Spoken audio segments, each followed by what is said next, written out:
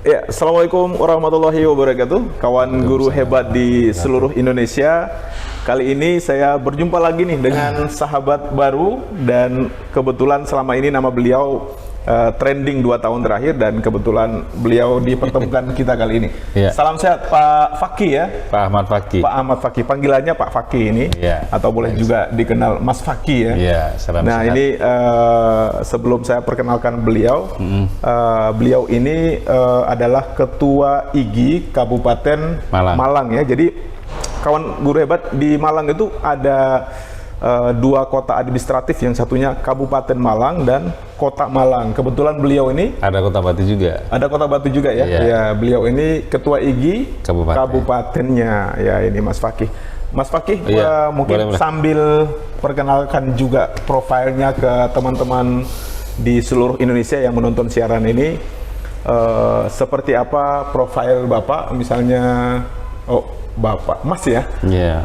Bapak Mas boleh aja deh. Bapak Mas, Bapak selama aja. ini seperti apa kepengurusan ketika diamanahkan pertama kali di IGI dan sudah sampai di mana itu geliatnya di IGI? Boleh, Mas Fakih, silakan. Ya, Assalamualaikum warahmatullahi wabarakatuh. Waalaikumsalam warahmatullahi Teman-teman IGI seluruh Indonesia dan para penggiat akademisi, guru maupun praktisi Ya. yang ada di seluruh Indonesia. Perkenalkan, nama saya Bapak Ahmad Fakih. Saya lahir di Pamekasan, Madura. Ya, orang Madura ya. Madura asli. Ya, Bapak Ibu saya orang Madura Ya. asli. Hijrah ke Kota Malang, sekolah dan kuliah di Kota Malang. Dan saya sudah mengajar di sini sejak 2005 di 2005 swasta, dan di negeri itu 2009 sampai sekarang. Sampai sekarang ya. Ya. Dan ketika masuk IGI dan kepengurusan ini seperti apa Pak waktu di awal-awal ini? Awal-awal saya mengenal itu tahun 2017. 2017 ketika saya ikut lomba prestasi guru, inovasi guru se-Jawa Timur, saya alhamdulillah juara 1 di tingkat SMK-nya. Ya. Kemudian saya kenal mentor saya dan diarahkan untuk ikut IGI karena katanya potensi untuk ikut itu, karena mungkin IGI dianggap sebagai organisasi yang paling bagus waktu itu. Dan sekarang alhamdulillah lebih Sekarang bagus. juga lebih bagus ya. Iya, lebih bagus. Lebih bagus terus berarti ya. Iya. Buktinya Bapak di sini itu. Tambah bagus. Benar, baik. Iya. Itulah saya awal kenal IGI. Kemudian daftar. Waktu itu masih belum semasif sekarang gitu. Tapi ada gitu, semuanya wilayah ada.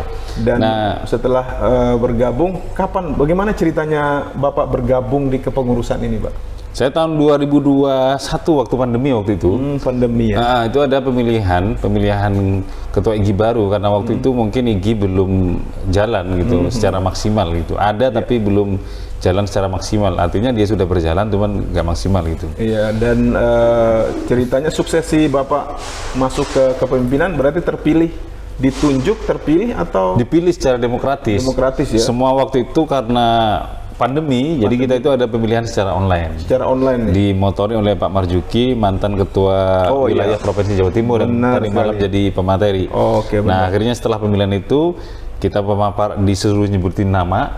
Sisi pertama itu seluruh Kabupaten Malang. Banyak tuh. Iya. Habis itu nyebut nama, ada 6 orang yang muncul, termasuk nama saya.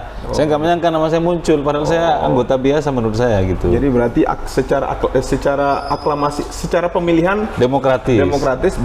nama Bapak suara terbanyak begitu ya? Bukan, pertama masih pemilihan calon.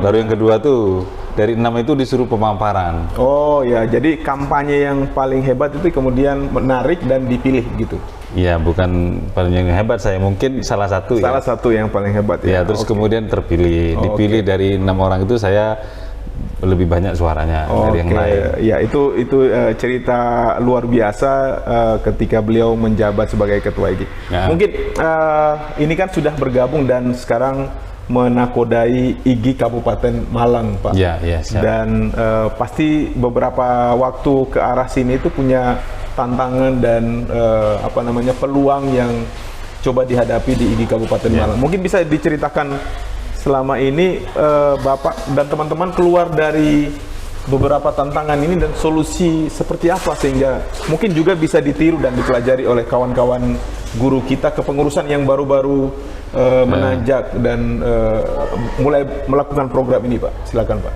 Ini 3 pertanyaannya ya. Ya. Jadi peluang, tantangan, sama Ya. solusi. Solusi. Canangkan dulu. Ini Iya, boleh. Seperti apa kan praktik baik Pak? Boleh diceritakan saja yang mana? Awal saya menjadi IGI ini karena saya juga masih belajar. Itu tantangannya saya harus banyak belajar. Tuh. Yang kedua, tantangan saya di sini masih awal 2021, berarti masih sekarang setahunan lebih lah. Jadi saya nggak terlalu banyak pengalaman, tapi saya berusaha untuk selalu belajar. Ya. Jadi kegiatan IGI, tantangannya saya itu karena masih mau belajar, semua yang kegiatan IGI yang ada di wilayah saya ikuti. Oh, luar. Pertemuan-pertemuan sampai ke Nganjuk tuh, Biaya Mandiri, Surabaya, Gresik. Jadi kita harus berani untuk mengeluarkan biaya sendiri untuk memajukan kompetensi, karena nanti rezeki itu akan datang ketika kita berbuat baik. Itu inspirasi terbaik. Nah, Dan betul. Yang tadi Pak, solusinya seperti apa dengan menghadapi beberapa tantangan ini, entah mudah atau bagaimana strategi terbaik Bapak menghadapi teman-teman kepengurusan ini Pak, yang mungkin melihat, wah Bapak ini banyak jalan-jalannya mungkin ya. Ini siapa tahu nih Bapak dapat insentif khusus atau seperti apa ini Pak? Mungkin juga bisa berbagi ke teman-teman yang lain. Ya, saya tadi tantangannya ada 3 ya. Yang pertama tadi itu, saya butuh proses untuk tahu, belajar lebih mendalam. Dan saya tidak dapat sepeser pun uang dari kegiatan, malah justru saya ngeluarin. Bapak jujur sekali. Semua guru IGI seperti itu. Seperti itu ya. Yang kedua itu ngadepi teman-teman yang masih baru.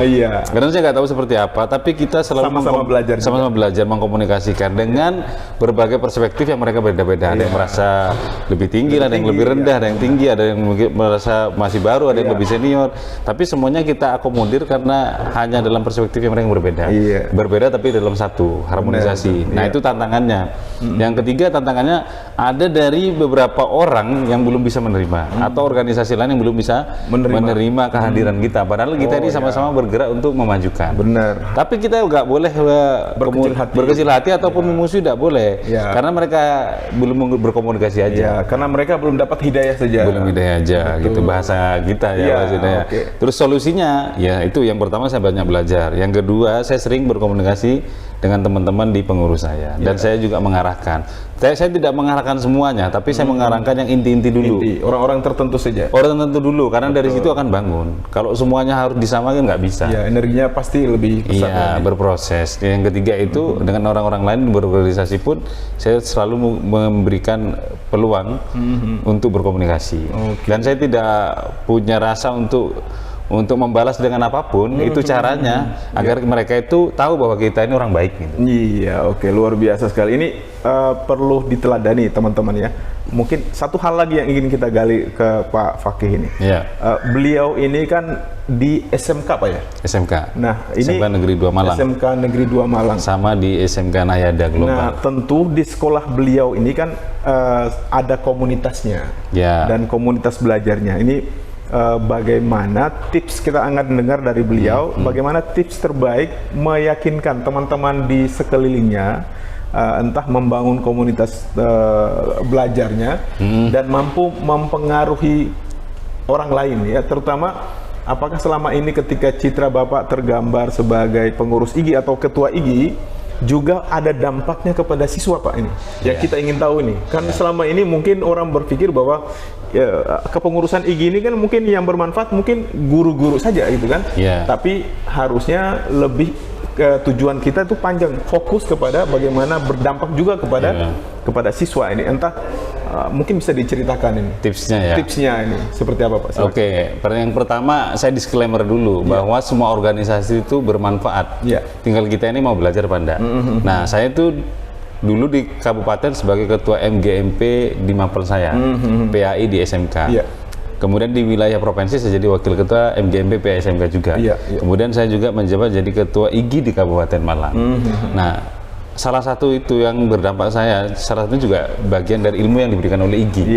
Nah, tipsnya dari pengalaman saya itu tadi, pengalaman-pengalaman banyak juga dari teman-teman yang lain itu, yang pertama kita harus mempunyai konsep yang jelas untuk memberikan arahan. Yang kedua, berikan ide-ide kreatif yang kontekstual, jangan pakai metode lama. Yang ketiga itu lakukan dengan konsisten dan buktikan.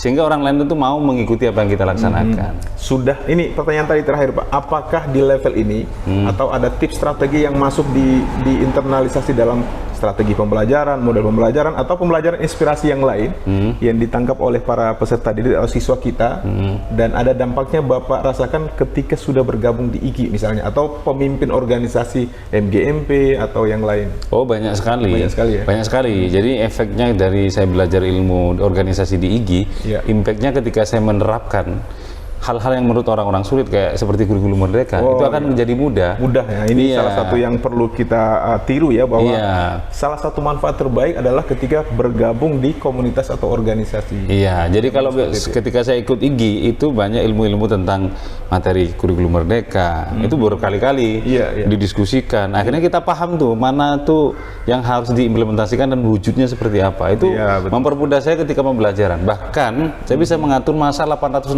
orang. Wah, luar biasa. Dengan ditangani sendiri dalam kegiatan outing class. Wah, luar biasa. Ketika outing class itu saya pernah di dalam satu tempat itu sendirian karena teman-teman masih di belakang untuk mendorong. Ketika berkumpul, saya harus memimpin tuh. Kan nggak mudah tuh. Nah, itu strateginya itu dibangun. Itu namanya pengendalian kelas. Nah, dan memang ini tidak serta-merta seperti itu tanpa pengalaman yang panjang di organisasi, di komunitas ya. Seminggu kemarin saya melakukan dengan teman-teman itu gabung integrasi. Integrasi kegiatan outing class di luar yang antara pelajaran sejarah dengan pelajaran agama Islam yang digabung dari sisi sejarahnya, dan kita buktikan dalam kegiatan nyata. Teman-teman sejarah, teman-teman dari tim SAIPA itu sangat berkontribusi memberikan itu, dan itu asalnya muncul dari ide yang saya bangun dari hasil-hasil pembelajaran dan diskusi interaksi di komunitas ya. Iya, karena hasil dari ikut IGI itu tadi juga. Oke, luar biasa. Ini hal yang terbaik yang perlu kita pelajari dan teladani sebenarnya teman-teman, bahwa IGI tidak semata-mata berdampak kepada diri kita, lingkungan sekitar kita, tapi juga berdampak bagi semua ya, terutama pada peserta didik kita. Para peserta didik kita, itu yang paling penting poinnya. Paling penting, Itu ingat tuh kata Pak Marzuki waktu pemateri. Modul itu ada di komponen inti, kepala sekolah itu menciptakan guru hebat, dan kemudian pembelajaran yang baik itu ada di student center, muaranya adalah pembelajaran yang efektif dan baik. Iya, luar biasa. Itu kata-kata terakhir. Mungkin seperti itu dulu Pak perbincangan kita, mungkin di lain waktu kita akan berdiskusi lagi, dan kita berharap ini menjadi inspirasi luar biasa kepada teman-teman guru hebat kita di seluruh Indonesia. Terima kasih Pak. Selamat pagi sama-sama. Pak Fakih, Pak Ode. Ya, luar biasa, dan siapa tahu kita akan bertemu lagi di podcast berikutnya dengan teman-teman narasumber inspiratif lainnya. Terima kasih dari tempat ini, Hotel Harris Hotel Malang.